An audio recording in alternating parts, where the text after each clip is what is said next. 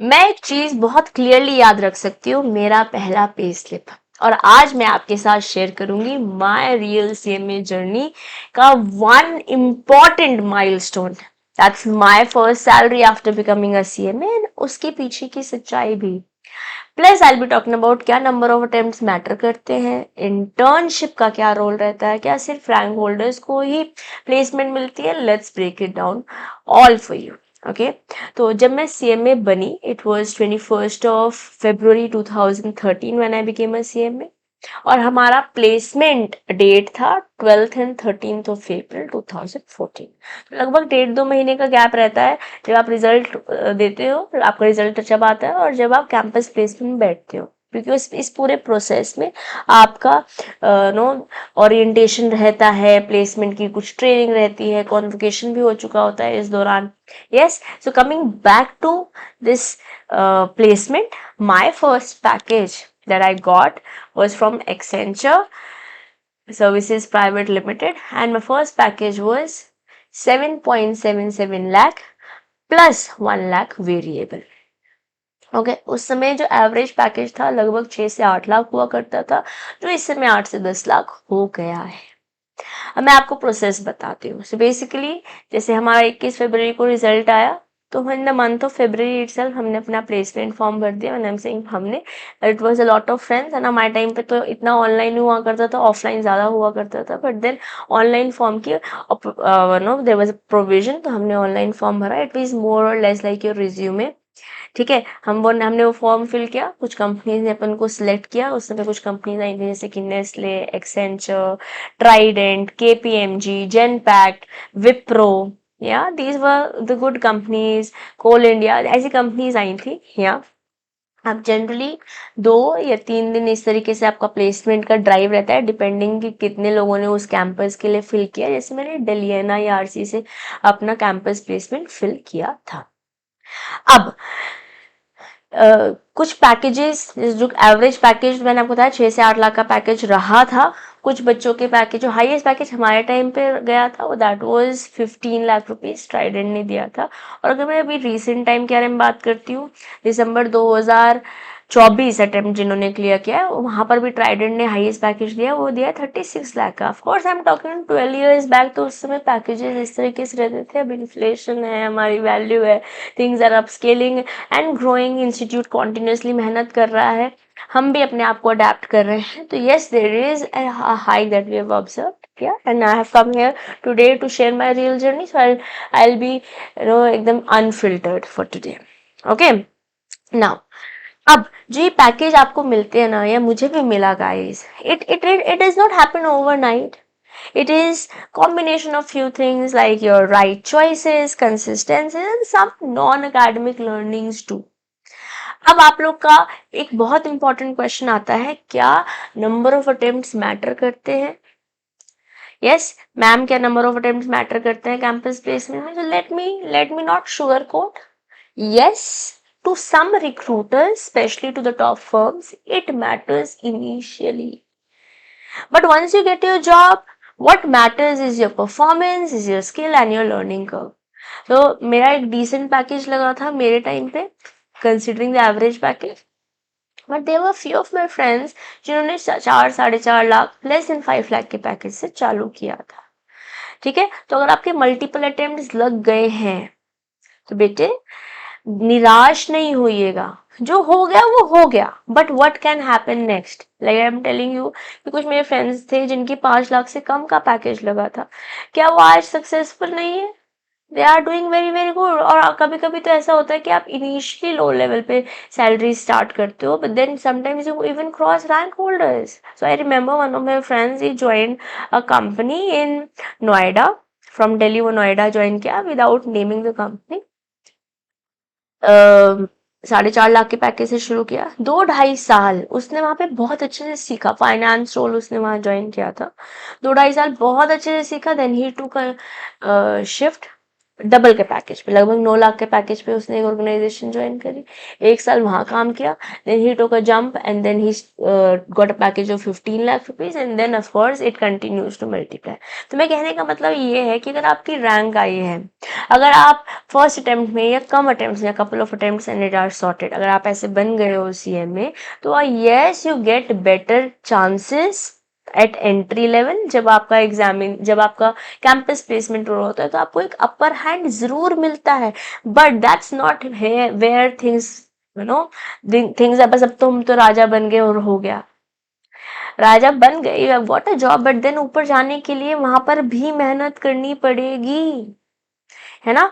अब जब आप एक अटेम्प्ट बोल रही हूँ, डिमोटिवेट मत हो अगर आपके अटेम्प्ट ज्यादा लग भी गए हैं, और अगर अभी आपने शुरू किया तो कोशिश कीजिए आपके अटेम्प्ट्स कम लगे, because then I am telling you advantage तो मिलता है। अब आपका फोकस होना चाहिए whatever is the situation, चाहे रैंक जब आपकी रैंक आई हो नहीं आई हो, चाहे आप के ज्यादा अटेम्प्ट्स लगे हो नहीं लगे हो, what ever may be the scenario, आपको अपने कंसेप्ट, अपने कॉन्फिडेंस और अपनी कमिटमेंट, इन सब का ध्यान रखना पड़ेगा।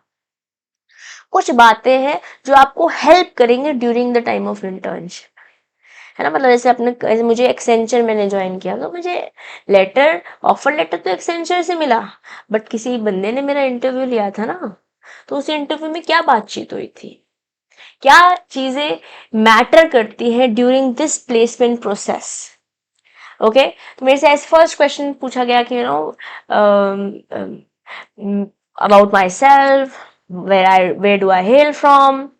देन जैसे हम आगे बढ़े, हम पहुंचे मेरी इंटर्नशिप में। So I got I did my internship from MMTC limited, it is a mini Ratna PSU, और ये भी वाया कैंपस प्लेसमेंट ही हुआ था।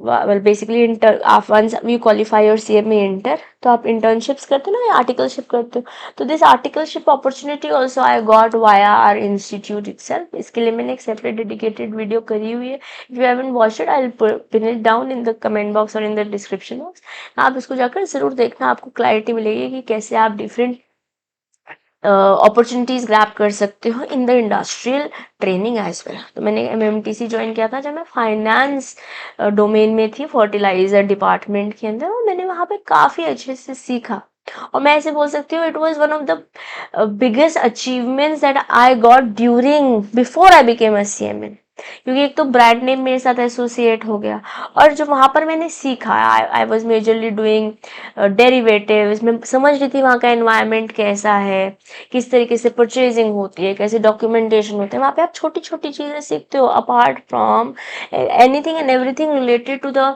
वर्क, पर्टिकुलरली इसमें फाइनेंस डिपार्टमेंट में, तो वहाँ की बातें मैं सीख रही थी। उसके अलावा जब आप अच्छी ऑर्गेनाइजेशन से, अच्छी जगह से इंटर्नशिप करते हो, तो यू पॉलिश योरसेल्फ, आप प्रैक्टिकल एप्लीकेशन समझ पाते हो, टीम डायनेमिक्स समझ पाते हो, ऑफिस में कम्युनिकेशन कैसे करना चाहिए वो समझ पाते हो, वर्क एथिक्स कैसे चलता है उसको समझ पाते हो।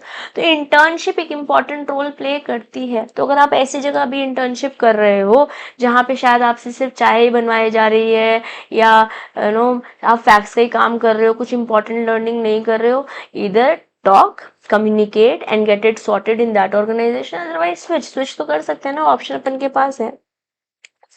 और सॉरी, लेट्स से आप किसी स्मॉल टाउन में हो और आपके पास ज़्यादा अपॉर्चुनिटीज़ नहीं मिल पा रही है, तो देखो मेरे बेटे, आज हम इंटरनेट के एरा में रहते हैं, आप बहुत सारी चीज़ें फ्री ऑफ कॉस्ट यूट्यूब से भी सीख सकते हो, कुछ पेड कोर्सेज भी कर सकते हो। अगर आपको लग रहा है कि आप GST समथिंग दैट एंटाइसेस यू, आपको अच्छा लगता है, आपने जब पढ़ाई करी थी तभी भी IDT में मज़ा आ रहा था उसे पढ़ने में, बट उतना एक्सपोजर आपको करेंटली आपकी फर्म में नहीं मिल रहा, तो कर लो, कोई पेड कोर्स कर लो, बहुत महंगे महंगे होते नहीं है, 3-4 हज़ार 5 हज़ार रुपए के होते हैं, बहुत सारी चीज़ें मैं आपको बोल रही हूँ इंटरनेट पर अवेलेबल है।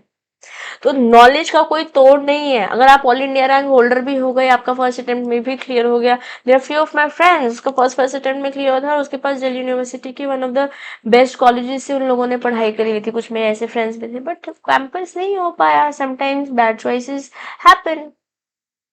और ऐसा नहीं कि they are not doing good, उन्होंने ऑफ कैंपस किया और उनको वहां से भी अच्छा अपॉर्चुनिटी मिल गई। तो I am again telling you the truth कि campus is not the only platform which will give you opportunities, आप ऑफ कैंपस भी देख सकते हो।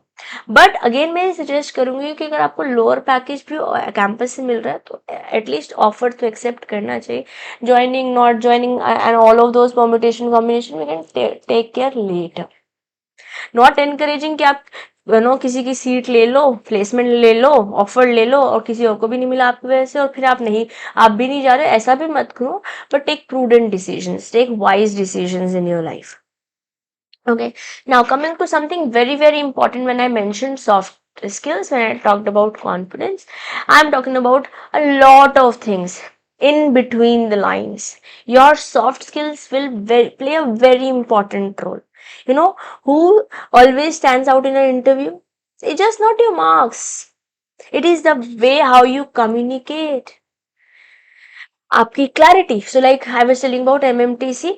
मेरे से क्वेश्चन पूछा गया after talking about my background कि मैं कहाँ से आती हूँ एक्सेट्रा एक्सेट्रा, मैंने कॉलेज एक्सेट्रा कहाँ से किया. MMTC came into picture and आज मैंने वहाँ पे क्या काम किया, क्या मेरा वहाँ रोल था. और then you have to smartly answer. Like I remember and I am very happy and proud also कि मैंने उस समय एकदम से कैसे सोचा होगा कि my interviewer was asking me question, मैं काफ़ी चीज़ बता चुकी थी and then he was continuously listening and asking me for further more questions. It was a PSU, right? अब मैं बहुत ज़्यादा information तो नहीं share कर सकती थी.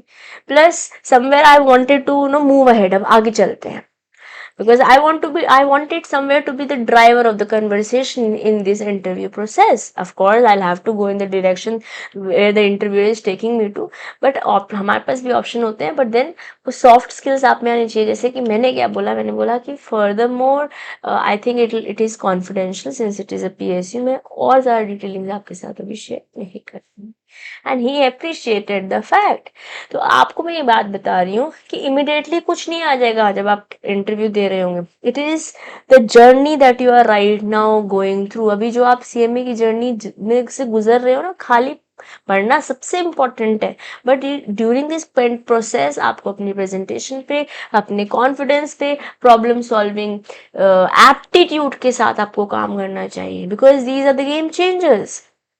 आप एग्जाम तो क्लियर कर लोगे बट अगर आप ग्रो करना चाहते हो तो आपको बोलना आना चाहिए, एक्सप्रेस करना आना चाहिए. It could be English, Hindi, English combo, it is fine. अगर आपको लगता है कि आपकी हिंदी कमजोर है तो काम कर लो उस पर. अगर आपको लगता है इंग्लिश कमजोर है, so Hindi is majorly okay for all of us. And if you are coming from different background then English is a way to communicate, right. अगर आपको लगता है आपकी इंग्लिश कमजोर है तो कर लो ना उस पर काम. सिर्फ इस पर मत फोकस करो कि हमें क्या नहीं आता, हम कैसे उसे बेटर कर सकते हैं, उस पर फोकस होना चाहिए. अगर आपको प्रॉब्लम पता चल गई उस पर काम कर लीजिए. और 100% इंग्लिश में तो इंटरव्यू में भी बात नहीं होती है, आप थोड़ा बहुत हिंदी में बातचीत कर सकते हो बट फंबल मत करो, ग्रामर मिस्टेक्स मत करो. उस पर खैर मैं एक डेडिकेटेड वीडियो भी करूंगी सॉफ्ट स्किल्स पर, but I am just telling you that all of it help me and a lot of people who crack their interviews through campus. Okay, तो सीएमए की डिग्री को एक टिकट बोल सकते हैं, है ना, जहाँ से जर्नी शुरू होएगी, बट ये डेस्टिनेशन नहीं है. जिंदगी में सीखना कभी बंद नहीं होगा. तो अगर आपने कभी किसी से सुना था कि 10वीं तक क्लास तक ही मेहनत करनी है, 12वीं क्लास तक ही मेहनत करनी है, बस सीएमए तक ही मेहनत करनी है, let me just be very brutally honest, मेहनत तो हमेशा चलेगी. अगर आपका कैंपस, आपने ऑल इंडिया रैंक भी लेकर आया, आपका कैंपस प्लेसमेंट भी हो गया, आपने 50 लाख का पैकेज भी चालू कर लिया, बट अगर आपने जिस ऑर्गेनाइजेशन में घुसे वहां पर मेहनत नहीं करी तो आगे कैसे बढ़ोगे. और कोई ऐसे फालतू में पैसे थोड़ी ना आपको देता रहेगा. Learning never stops. So don't stop to evolve. CMA is a tag that you will get.